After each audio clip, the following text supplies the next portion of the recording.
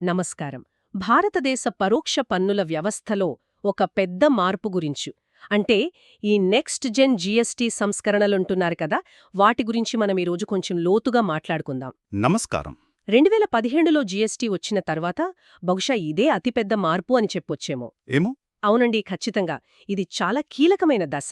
మన దగ్గరున్న కొన్ని ప్రభుత్వ ప్రకటనలు, విశ్లేషణలు చూస్తే అసలీ మార్పుల సారాంశమేంటి, అవి మన రోజువారీ జీవితంపై, వ్యాపారాలపై ఎలా ప్రభావం చూపొచ్చో కొంచెం విడమరిచి చూద్దాం. తప్పకుండా. జీఎస్టీ ప్రయాణంలో ఇది నిజంగా ఒక ముఖ్యమైన ఘట్టం. చూడండి, 8 ఏళ్ల అనుభవం తర్వాత కదా ఇప్పుడు ఈ వ్యవస్థను ఇంకొంచెం సింపుల్ చేద్దాం, సామాన్యులపై భారం తగ్గిద్దాం, వ్యాపారాలకు కొంచెం సులువు చేద్దామనే ప్రయత్నంలా కనిపిస్తోందిది. అవునవును. అంటే కేవలం పన్ను రేట్లు మార్చడమే కాదు, మొత్తం సిస్టమ్ పనితీరును బెటర్ చేసే ప్రయత్నం అన్నమాట. నిజమే. ప్రధాని మోడీ కూడా తన స్వాతంత్ర దినోత్సవ ప్రసంగంలో దీన్ని సామాన్యులపై పన్నుభారం తగ్గించే దీపావళి కానుక అన్నారు. అవును, విన్నాం. అంటే ఫోకస్ అంతా సామాన్య ప్రజల జీవితాలు, వ్యాపార సౌలభ్యం మీదే ఉన్నట్టు అనిపిస్తుంది కదా. అదే అనిపిస్తోంది. మరి ఈ నెక్స్ట్ జెన్ అంటున్నారు, ఏంటసలు ఇందులో అత్యంత కీలకమైన మార్పు? ఎక్కడ మొదలు పెడతాం? సరే, అందరికన్నా ముందుగా అందరి దృష్టిని ఆకర్షించేదేంటంటే జీఎస్టీ రేట్ల నిర్మాణం. దాన్ని పూర్తిగా సరళీకరించారు. ఓ, ఎలాగా? అంటే ఇంతకుముందు మనకు చాలా స్లాబులుండేవి కదా. 0%, 3%, 5%, 12%, 18%, 28%. ఇన్ని కాకుండా ఇప్పుడు ప్రధానంగా రెండు రేట్లు: 5%, 6%, 18%. అంతే. అరే, రెండేనా? ప్రధానంగా రెండే. ఇది అసలు పన్నుల విధానాన్ని చాలా అంటే చాలా సింపుల్ చేస్తుంది. ట్రాన్స్పరెన్సీ పెరుగుతుంది. ఆ పాత 12%, 28% స్లాబులు పూర్తిగా లేవిప్పుడు. అంటే చాలా వస్తువులపై పన్నులు మారిపోతాయన్నమాట. ఇదే పెద్ద విషయం కదా. మరి 28% స్లాబ్ తీసేస్తే లగ్జరీ వస్తువులు, అంటే సిన్ గూడ్స్ అంటారు కదా, వాటి సంగతేంటి? వాటికి తగ్గిపోతుందా పన్ను? లేదు లేదు. మరి ప్రభుత్వానికి ఆదాయం? మంచి ప్రశ్న అడిగారు. అక్కడే ఇంకో ముఖ్యమైన మార్పుంది. ఈ విలాస వస్తువులు అంటే బాగా ఖరీదైన కార్లు, యాచ్లు, ప్రైవేట్ విమానాలు లాంటివి. అలాగే పొగాకు, పాన్ మసాలా, కూల్ డ్రింక్స్ వంటి హానికరమైన వస్తువులపై, వాటిపై ఏకంగా 40% ప్రత్యేక డీమెరిట్ రేటు పెట్టారు. ఓ, 40%? అవును. అంటే ఒక రకంగా బ్యాలెన్స్ చేశారన్నమాట. నిత్యావసరాలు, సాధారణ వస్తువులపై భారం తగ్గించి ఈ కేటగిరీ వస్తువులపై ఎక్కువ పన్ను వేయడం. దీనివల్ల న్యాయం జరుగుతుంది, ప్రభుత్వ ఆదాయం కూడా బ్యాలెన్స్ అవుతోంది. అయితే చిన్న విషయం: పొగాకు ఉత్పత్తులు, బీడీల లాంటి కొన్నిటికీ పాత రేట్లు, ఆ పరిహార సెస్ ఉంటుందంటున్నారు. దానిపై ఇంకొంచెం క్లారిటీ రావాలి. అర్థమైంది. అంటే బేసిక్గా 2 రేట్లు: 5%, 18%. అవసరం లేనివి, హానికరం అనుకున్న వాటిపై ఏమో 40%. ఇది కాకుండా రిజిస్ట్రేషన్, రిటర్న్ ఫైలింగ్, ఈ ప్రాసెస్లలో ఏమైనా మార్పులున్నాయా? ఎందుకంటే చిన్న వ్యాపారాలు అవే పెద్ద తలనొప్పి అంటుంటాయి కదా. ఖచ్చితంగా. ఆ దిశగా కూడా చాలా ఫోకస్ పెట్టారు. రిజిస్ట్రేషన్ ప్రాసెస్సు, రిటర్న్ ఫైలింగ్ విధానాలు, వీటిని ఇంకా సింపుల్ చేయడం, రీఫండ్లు త్వరగా ఇవ్వడం. దీనివల్లేంటంటే వ్యాపారాలపై, ముఖ్యంగా ఈ ఎంఎస్ఎంఈలు, చిన్న మధ్య తరహా పరిశ్రమలు, స్టార్టప్లు, వాటిపై కంప్లయన్స్ బర్డన్ తగ్గుతుంది. హమ్మల్లా, అది చాలా ముఖ్యం. అవును. పన్నుల విధానం సింపుల్గా ఉంటే వాళ్ళు బిజినెస్ మీద ఎక్కువ కాన్సంట్రేట్ చేయగలరు కదా. వివాదాలు కూడా తగ్గుతాయి. సరే, బావుంది. మరి ఈ రేట్ల మార్పు ఏ రంగాలపై ఎలా ప్రభావం చూపుతుందో కొంచెం వివరంగా చూద్దామా? మీరు షేర్ చేసిన నోట్స్లో కూడా నిత్యావసర వస్తువుల గురించి రాశారు. మొదట ఇల్లు అంటే గృహ వినియోగ వస్తువుల గురించి చెప్పండి. అక్కడే కదా సామాన్యులకు డైరెక్ట్ బెనిఫిట్. మనం రోజూ వాడే చాలా వస్తువుల ధరలు తగ్గొచ్చు. ఉదాహరణకు యూహెచ్టీ పాలు, ప్యాక్ చేసిన పనీరు, చపాతీ, పరోటా లాంటి అన్ని రకాల ఇండియన్ బ్రెడ్స్, వీటిపై జీఎస్టీ 0, అంటే పన్నే లేదు. అరే వావ్! అలాగే సబ్బులు, షాంపూలు, టూత్పేస్ట్లు, బ్రష్లు, ఇంట్లో వాడే సాధారణ టేబుల్వేర్, సైకిళ్ళు, ఇవన్నీ ఇప్పుడు 5% పరిధిలోకి వచ్చాయి. ఓకే. ఇంకా ప్యాక్ చేసిన నమ్కీన్లు, భుజియా, సాస్లు, పాస్తా, చాక్లెట్లు, కాఫీ, డబ్బాలో మాంసం, ఇవి ఇంతకుముందు 12% లేదా 18%లో ఉండేవి. అవన్నీ కూడా 5%కి తగ్గాయి. అద్భుతం. అంటే నెలవారీ ఇంటి ఖర్చులో కొంత తేడా కనిపిస్తుంది కదా. మరి ఎలక్ట్రానిక్స్ సంగతేంటి? టీవీలు, ఏసీలు అవింకా ఖరీదేనా? అక్కడ కూడా పెద్ద మార్పే ఉంది.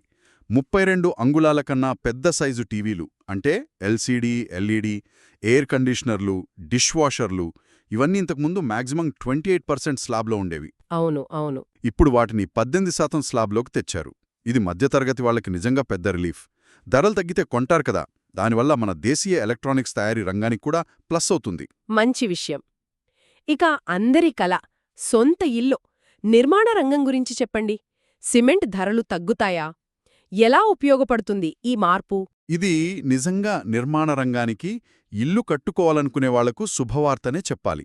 అన్నిటికన్నా ముఖ్యమైనది సిమెంట్. దానిపై జీఎస్టీ 28% నుండి 18% తగ్గించారు. ఓ, 10% తగ్గింపా? అవును. ఇది నిర్మాణ ఖర్చును బాగా తగ్గిస్తుంది. అలాగే మార్బుల్, గ్రానైట్ బ్లాక్స్, ఇసుక సున్నపు ఇటుకలు ఇవి 12 నుండి 5% తగ్గాయి. వెదురు ఫ్లోరింగ్, చెక్క ప్యాకింగ్ బాక్సులు అవి కూడా 12 నుండి 5%. బాగుంది. దీనివల్ల ఇళ్ల ధరలు తగ్గే ఛాన్సుంది. ఇన్ఫ్రాస్ట్రక్చర్ ప్రాజెక్టుల ఖర్చులు కూడా తగ్గుతాయి. ఇది రియల్ ఎస్టేట్ మార్కెట్లో డిమాండ్ను పెంచి నిర్మాణ రంగంలో కొత్త ఉద్యోగాలు కూడా రావచ్చు. మరి వాహన రంగం, ఆటోమొబైల్స్, సామాన్యులు ఎక్కువగా వాడే బైక్స్, చిన్న కార్ల ధరలు తగ్గుతాయా? అవునండి, అక్కడ కూడా ముఖ్యమైన మార్పులే ఉన్నాయి. చిన్న కార్లు అంటే ఒక నిర్దిష్ట ఇంజిన్ కెపాసిటీ లోపున్నవి, అలాగే 350 సీసీ లోపు ఇంజినున్న టూ వీలర్స్, వీటిపై జీఎస్టీ 28 నుండి 18% తగ్గింది. ఓ, అన్ని రకాల ఆటో స్పేర్ పార్ట్స్ మీద కూడా జీఎస్టీ 28 నుండి 18% తగ్గించారు. ఇది ట్రాన్స్పోర్ట్, లాజిస్టిక్స్ వాళ్ళకి కూడా హెల్ప్ అవుతుంది. స్పేర్ పార్ట్స్ కూడానా? అవును, ఇది మన ఆటోమోటివ్ మ్యానుఫ్యాక్చరింగ్, ఎక్స్పోర్ట్స్కు కూడా సపోర్ట్ ఇస్తుంది. ఈ క్లియర్ క్లాసిఫికేషన్ వల్ల పన్ను గొడవలు తగ్గుతాయని ఆశిస్తున్నారు. మరి రైతుల గురించి చెప్పండి. వ్యవసాయ రంగానికి ఏమైనా మేలు జరిగిందా ఈ సంస్కరణలతో? మనం చూసిన కొన్ని పేపర్లలో దీని గురించి ప్రత్యేకంగా రాశారు. అవునవును, వ్యవసాయ రంగానికి బాగానే ఊరటనిచ్చారు. రైతులకు చాలా కీలకమైన ట్రాక్టర్లపై జీఎస్టీ 12% నుండి 5%కి తగ్గింది. ట్రాక్టర్లపై తగ్గిందా? అవును, వాటి టైర్లు, విడి భాగాలపై కూడా పన్ను 18 నుండి 5%కి తగ్గించారు. ఇంకా హార్వెస్టర్లు, నూర్పిడి మిషన్లు, స్ప్రింక్లర్లు, డ్రిప్ ఇరిగేషన్ పరికరాలు, కోళ్ల పెంపకం, తేనెటీగల పెంపకం మిషనరీ వీటన్నిటిపైన పన్ను 12 నుండి 5%కి తగ్గింది. బయోపెస్టిసైడ్స్పై పన్ను తగ్గించడం కూడా మంచి విషయం, పర్యావరణానికి మేలు. మరి ఎరువుల గురించి కూడా ఏదో అన్నారు కదా, ఇన్వర్టెడ్ డ్యూటీ స్ట్రక్చర్ సరిచేశారని. అదేంటసలు? దానివల్ల రైతులకు లాభమా? మీరు చెప్పింది నిజమే. అది కొంచెం టెక్నికల్ విషయమైనా సింపుల్గా చెప్పాలంటే, ఎరువుల తయారీకి వాడే ముడి పదార్థాలపై పన్ను ఎక్కువ ఉండి, తయారైన ఎరువులపై పన్ను తక్కువ ఉంటే దాన్ని ఇన్వర్టెడ్ డ్యూటీ స్ట్రక్చర్ అంటారు. ఓకే.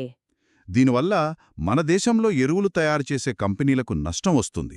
బయటి నుండి తెచ్చుకున్న ఎరువులతో పోటీ పడలేరు. అవును కదా.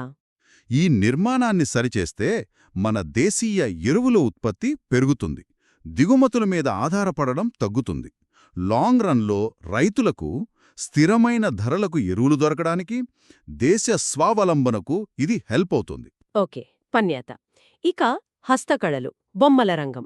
ఇది చాలా దెబ్బతిన్న రంగమని, ఈ మార్పులు వారికి జీవం పోస్తాయని దిలీప్ బైడ్ అనే నిపుణుడు అన్నారని చదివాం. నిజమేనా? అవునండి, అది నిజమే. ఎక్కువ పన్నుల వల్ల హస్తకళల రంగం చాలా ఇబ్బంది పడింది.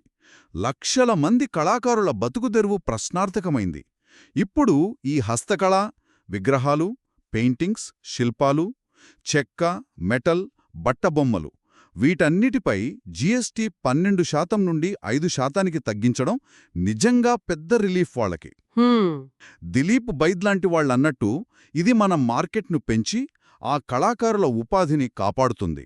అలాగే టెక్స్టైల్స్లో కూడా ఈ మ్యాన్ మేడ్ ఫైబర్ ఎంఎంఎఫ్ పై జీఎస్టీ 18% నుండి 5%కి, నూలుపై 12% నుండి 5%కి తగ్గించి ఆ ఇన్వర్టెడ్ డ్యూటీ స్ట్రక్చర్ను సరిచేశారు.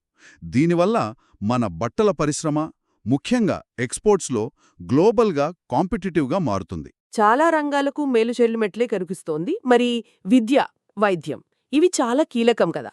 విద్యార్థులకు, పేషెంట్లకు డైరెక్ట్ బెనిఫిట్ ఏమైనా ఉందా? నిస్సందేహంగా ఉంది. స్టూడెంట్స్ వాడే ఎక్సర్సైజ్ బుక్స్, ఎరేజర్లు, పెన్సిళ్లు, క్రేయాన్లు, షార్పనర్లు వీటన్నిటిపై జీఎస్టీ పూర్తిగా 0 చేశారు. అరే, ఇది కుటుంబాలకు చాలా హెల్ప్ అవుతుంది. జామెట్రీ బాక్సులు లాంటివి 12 నుండి 5%కి తగ్గాయి. ఇక వైద్య రంగమైతే ఇదింకా ముఖ్యం. సుమారు 33 రకాల ప్రాణరక్షక మందులు, డయాగ్నోస్టిక్ కిట్లపై జీఎస్టీ 12% నుండి 0కి తగ్గించారు. వామ్మో, 33 లైఫ్ సేవింగ్ డ్రగ్స్ పైన 0 ట్యాక్సా? ఇది నిజంగా సామాన్యులకి ఎంత పెద్ద ఊరట!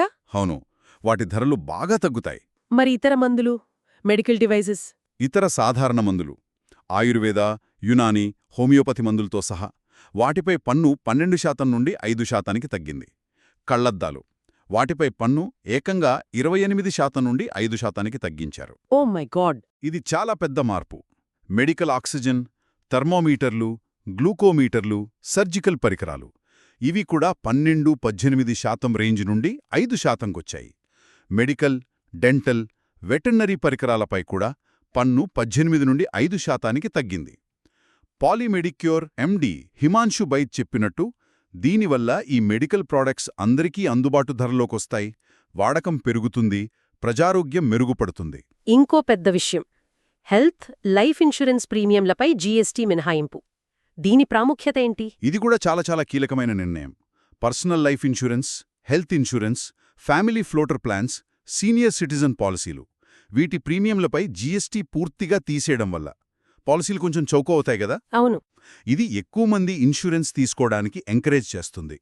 ఫినాన్షియల్ సెక్యూరిటీ పెరుగుతుంది. ప్రభుత్వం 2047 నాటికి అందరికీ బీమా అందిస్తామనే లక్ష్యం పెట్టుకుంది కదా, దానికి ఇది చాలా హెల్ప్ అవుతుంది. అంటే ఇన్సూరెన్స్ పెనెట్రేషన్ పెరుగుతుందన్నమాట. అవును. ఇంకా సేవల రంగంలో హోటల్స్లో ఉండటానికి రోజుకు 7,500 వరకు పన్ను 12 నుండి 5%కి, జిమ్ములు, సెలూన్లు, యోగా సెంటర్లపై పన్ను 18 నుండి 5%కి తగ్గడం, ఇవన్నీ కూడా టూరిజం, వెల్నెస్ రంగాలకు బూస్ట్ ఇస్తాయి, ప్రజల ఖర్చులు కూడా తగ్గుతాయి. ఇన్ని మార్పులు చూశాక అసలు వీటి వెనుక పెద్ద ప్లాన్ ఏంటి? కేవలం ధరలు తగ్గించి ఓటు తెచ్చుకోవటమా, లేకపోతే ఏదైనా లాంగ్ టర్మ్ ఎకనామిక్ స్ట్రాటజీ ఉందా? కేవలం తక్షణ ఉపశమనం మాత్రమే కాదు, నాకైతే దీని వెనుక ఒక పెద్ద ఆర్థిక వ్యూహం కనిపిస్తోంది. ఈ సంస్కరణలన్నీ ఒకదానికొకటి లింక్ అయ్యి ఒక గ్రోత్ సైకిల్, అంటే ఒక వృద్ధి చక్రాన్ని క్రియేట్ చేసేలా డిజైన్ చేసినట్టు అనిపిస్తోంది. ఎలాగా?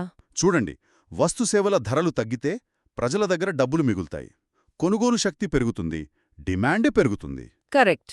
డిమాండ్ పెరిగితే దాన్ని అందుకోవడానికి ప్రొడక్షన్ పెరగాలి, ఉత్పత్తి పెరిగితే ఉద్యోగాలొస్తాయి. ఇది మొదటి పాయింట్. ఓకే. మూడోది సరళత. ఈ రెండే రేట్లు, సింపుల్ రూల్స్ వల్ల బిజినెస్ చేయడం ఈజీ అవుతుంది. ఈజ్ ఆఫ్ డూయింగ్ బిజినెస్ అంటారు కదా, అది. పన్ను గొడవలు తగ్గుతాయి, సిస్టమ్ ఎఫిషియెంట్గా పనిచేస్తుంది. అవును, అది ముఖ్యం. నాలుగోది పన్ను పరిధి విస్తరణ. సిస్టమ్ సింపుల్గా, ఫేర్గా ఉంటే ఎక్కువ మంది వాలంటీరీగా పన్ను కడతారు. ఇది లాంగ్ రన్లో ప్రభుత్వానికి ఆదాయం పెంచుతుంది. గతంలో కూడా చూశాం మనం. రేట్లు తగ్గించినా కంప్లైన్స్ పెరిగితే కలెక్షన్లు పెరుగుతాయి. నిజమే. ఐదోది మేక్ ఇన్ ఇండియాకు సపోర్ట్. ఆ ఇన్వర్టెడ్ డ్యూటీ స్ట్రక్చర్లను సరిచేయడం వల్ల మన దేశీయ ఉత్పత్తికి ప్రోత్సాహం లభించి ఇంపోర్ట్స్ మీద డిపెండెన్సీ తగ్గుతుంది.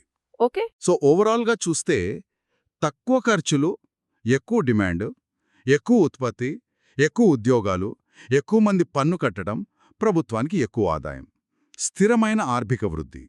ఇదొక పాజిటివ్ సైకిల్. అందుకే రవి పటోడియా, హేమంత్ జైన్ లాంటి ఇండస్ట్రియలిస్టులు దీన్ని స్వాగతించారు. ఎకానమీకి ఇది పెద్ద బూస్ట్ అంటున్నారు. ఈ వృద్ధి చక్రం ఆలోచన బాగానే ఉంది. అయితే ఈ సంస్కరణల ప్రాముఖ్యతను ఇంకా బాగా అర్థం చేసుకోవాలంటే అసలు జీఎస్టీ రాకముందు ఎలా ఉండేది, ఆ ప్రయాణం ఏంటి అని క్లుప్తంగా తెలుసుకోవడం కూడా అవసరమనుకుంటాను. మీరు సేకరించిన సమాచారంలో ఆ బ్యాక్గ్రౌండ్ కూడా ఉంది కదా కొంచెం? తప్పకుండా. ఇప్పుడు ఈ సింప్లిఫికేషన్ ఎందుకు ఇంత పెద్ద విషయమో తెలియాలంటే 2017కు ముందు మన పరోక్ష పన్నుల వ్యవస్థ ఎంత కాంప్లెక్స్గా ఉండేదో ఒక్కసారి గుర్తు చేసుకోవాలి. అమ్మో, అది తలుచుకుంటేనే. అవును, కేంద్రానికి ఎక్సైజ్ డ్యూటీ, సర్వీస్ ట్యాక్స్ అని కొన్ని, రాష్ట్రాలకేమో VAT, luxury tax, entry tax అని కొన్ని. ఒక్కటేమిటి, బోలెడు పన్నులు. ప్రతి రాష్ట్రానికి వేరువేరు రేట్లు, రూల్సు. ఒక రాష్ట్రం నుండి ఇంకో రాష్ట్రానికి సరుకు తీసుకెళ్లాలంటే చెక్పోస్టులు, ఫారాలు, పన్నులు, ఒక గందరగోళం. నిజం. అన్నిటికన్నా ముఖ్యంగా పన్ను మీద పన్ను భారం, క్యాస్కేడింగ్ ఎఫెక్ట్ అంటారు కదా. అంటే ప్రొడక్షన్లో ప్రతి స్టేజ్లో పన్ను పడి చివరికి కొనేవాడి మీద భారం మోయలేనంతగా పెరిగేది. ఆ ఇన్పుట్ ట్యాక్స్ క్రెడిట్ తీసుకోవడం కూడా చాలా చిక్కులతో కూడుకున్నది. ఈ చిక్కులన్నీ తొలగించడానికే కదా అసలు 2000 సంవత్సరంలోనే జీఎస్టీ ఆలోచన మొదలైంది. ఎన్నో ఏళ్లు చర్చలు, కమిటీలు, రాజకీయాలు, చివరికి 2016లో రాజ్యాంగ సవరణ జరిగి 2017 జులై 1న ఒకే దేశం ఒకే పన్ను అని జీఎస్టీ వచ్చింది. అదో హిస్టారిక్ మూమెంట్. అవును, అది ఇండియన్ ట్యాక్స్ సిస్టంలో ఒక రెవల్యూషనరీ స్టెప్ అనే చెప్పాలి. సుమారు 17 రకాల కేంద్ర, రాష్ట్ర పన్నులు, 13 రకాల సెస్సులు అన్నీ జీఎస్టీలో కలిసిపోయాయి. మెయిన్ గోల్స్ ఏంటి? పన్ను మీద పన్ను భారం తీసేయడం, దేశమంతా ఒకే మార్కెట్ క్రియేట్ చేయడం, పన్ను ఎగవేత తగ్గించడం, ట్రాన్స్పరెన్సీ పెంచడం. మరి గడిచిన 8 ఏళ్లలో ఎలా ఉంది జీఎస్టీ పనితీరు? సిస్టమ్ బాగా స్థిరపడిందనే చెప్పాలి. పన్ను కట్టేవాళ్ల సంఖ్య చూడండి. 2017లో 66.5 లక్షలుంటే ఇప్పుడు 2025 నాటికి 1.51 కోట్లకు పెరిగింది. అంటే ఎకానమీ చాలా వరకు ఫార్మలైజ్ అయింది. ఓ, డబుల్ కన్నా ఎక్కువైందా? అవును. అలాగే జీఎస్టీ కలెక్షన్లు కూడా బాగా పెరిగాయి. 2024-25 ఆర్థిక సంవత్సరంలో 22.08 లక్షల కోట్లకు చేరాయి. నెలవారీ యావరేజ్ కలెక్షన్ మొదట్లో 82,000 కోట్లుంటే ఇప్పుడు 2.04 లక్షల కోట్లకు పెరిగింది. ఇదంతా బెటర్ కంప్లయన్స్, బలపడుతున్న ఎకానమీకి నిదర్శనం. ఈ బ్యాక్డ్రాప్లో చూస్తే ఇప్పుడు వస్తున్న సంస్కరణలు సిస్టమ్ను నెక్స్ట్ లెవెల్కు, ఇంకొంచెం మెచ్యూర్డ్ స్టేజ్కు తీసుకెళ్లే ప్రయత్నంలా ఉన్నాయి. కాబట్టి మొత్తం మీద చూస్తే ఈ నెక్స్ట్ జెన్ జీఎస్టీ సంస్కరణలు కేవలం పన్ను రేట్లు మార్చడం కాదు. ఇదొక రకంగా పౌరులకు ధరల భారం తగ్గించడం, వ్యాపారాలకు వెసులుబాటు కల్పించడం, పన్నుల వ్యవస్థను ఇంకా సింపుల్ చేయడం ద్వారా భారతదేశ ఆర్థిక ప్రయాణంలో ఒక కొత్త ఫేజ్ను స్టార్ట్ చేయబోతున్నాయని అనుకోవచ్చు. ఇవి సెప్టెంబర్ 22, 2025 నుంచి అమల్లోకొస్తాయి కదా? ఖచ్చితంగా, మీరన్నది నిజం. ఈ మార్పులు జీఎస్టీని కేవలం ఒక ట్యాక్స్ కలెక్షన్ మెకానిజంలా కాకుండా ఇంక్లూజివ్ గ్రోత్కి, ఎకనామిక్ ట్రాన్స్ఫర్మేషన్కి ఒక టూల్గా మార్చాలనే ఇండియా కమిట్మెంట్ను చూపిస్తున్నాయి. ఇది ఒకేసారి ప్రజల ఈజ్ ఆఫ్ లివింగ్, అలాగే కంపెనీల ఈజ్ ఆఫ్ డూయింగ్ బిజినెస్ రెండింటినీ మెరుగుపరిచే బ్యాలెన్స్డ్ అప్రోచ్లా కనిపిస్తోంది. ఈ లోతైన విశ్లేషణ అంతా విన్న తర్వాత నాలో ఒక ఆలోచన మెదులుతోంది. సరే, ఈ సింప్లిఫికేషన్, ముఖ్యంగా నిత్యావసరాలు, మధ్యతరగతి వాళ్ళు వాడే వస్తువులపై పన్ను తగ్గించడం వల్ల వెంటనే ధరలు తగ్గుతాయి, అది మంచిదే. కానీ లాంగ్ టర్మ్లో ఇది ప్రజలు కొనే వస్తువులనే మార్చేస్తుందా? అంటే వాళ్ళ కన్సంప్షన్ ప్యాటర్న్స్పై దీని ప్రభావం ఎలా ఉండొచ్చు? అలాగే మన దేశీయ తయారీ రంగం నిజంగా ఎంతవరకు పోటీ పడగలుగుతోంది దీనివల్ల? ఈ రిపల్ ఎఫెక్ట్స్ ఎలా ఉంటాయో చూడాలి. ఇది ఆలోచించాల్సిన విషయం కదా.